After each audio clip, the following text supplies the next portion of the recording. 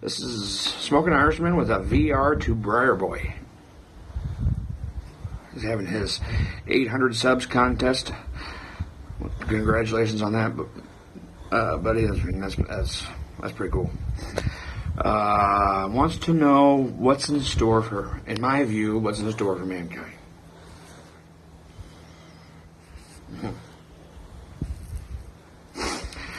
Well, what's in store for mankind? I don't want to make anybody angry. I don't want to offend anybody. But I'm going to tell you right out that I don't think that we're going to die from, or that I think it's first. I don't think it's good. I don't think that we're going to die though, and I don't want to offend anybody. I don't believe that we're going to die from global warming and the polar ice caps melting away and flooding out the earth. I don't believe that we're going to die from greenhouse effect, from too much smog or too much, carbon in the air or whatever like that. Do I think that could possibly happen? I don't want to go into it, but maybe it could.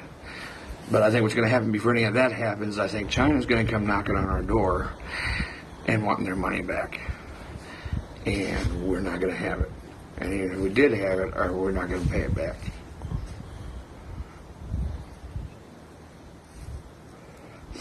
So I think what's in store for mankind is that mankind is pretty much going to wipe itself out. Not because of its carbon footprint, not because of whatever, but because of jealousy, of anger, of greed. I think that's what's going to happen. I think that China is going to come, like I said, come knocking on our door, wanting our money back, and we're not going to be able to give it to them back. And then what's going to happen is China's going to get mad, and we're going to have another world war on our hands. And I don't think that this world war is going to end as nicely as what the first two world wars ended. I think what will end up happening is that you'll have, by the time it's all over, you'll have, widespread devastation across the world with people. There'll be quite a bit smaller population of the world than what there is now, and you're going to have to learn how to live without the things that you are used to having now.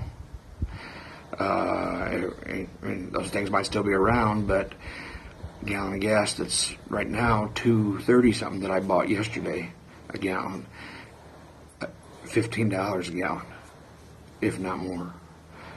Well, you're not going to have, the American dollar's not going to mean anything. And I got no gold to be buying gas with. So you're going to have to learn how to live without your car. You're going to have to learn how to live without your, being able to go to the grocery store and getting your food. You're going to have to learn how to grow your own food, how to raise your own meat, things like that. And it's going to be, I'm not a Darwinist. I don't believe in evolution as far as we evolved from monkeys. I believe, that maybe, yes, we evolve and to meet our environment.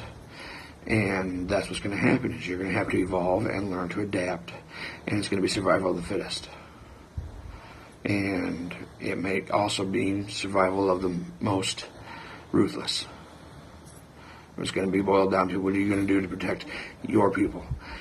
Maybe your family, maybe your group of your community, stuff like that. I don't think zombies like Walking Dead. I think it's just going to be complete annihilation, not complete, but a major annihilation of the human race throughout the whole world by the time it's all said and done. That's what I think. I don't want to make anybody angry. It's my opinion. So I'm going to enjoy it in my life while it's like how it's supposed to be. And, try to prepare for that if I can. And if that sounds like I'm some psycho preparer or whatever, then I guess that's what it sounds like. I wouldn't consider myself that. I would consider myself as, just realistic about it. I do think that there's a possibility that it could change, but I really honestly think that the only way that it'll change is this. And again, I'm not trying to offend anybody. This is just my opinion, and I don't want to get into it, and I don't want to make anybody mad or whatever. But if you go to England and you ask somebody, well, what's your nationality? They say English. If you go to Australia and ask them, what's your nationality? They say, I'm Australian. If you come to America and ask somebody what their nationality is, and if they're African American or if they're Spanish or whatever, then they say, like I say, hey, what's your nationality? And I say, I'm an African American, or I'm a a Hispanic American or a Latino American or whatever. Why do we got to be that? Why can't we just all be Americans? Why do we have to designate that I'm an African American or a Latino American or an Irish American? Why can't I just be an American? And then even simpler than that, if I go to England and ask somebody, well, what are you? Why can't he just tell me, I'm a human, I'm a man, or I'm a woman?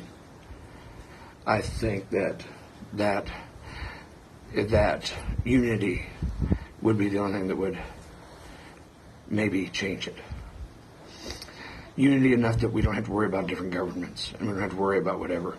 And there's one government that I shouldn't say controls, but oversees the whole world and makes sure that the whole world is decent to people. That's my thought.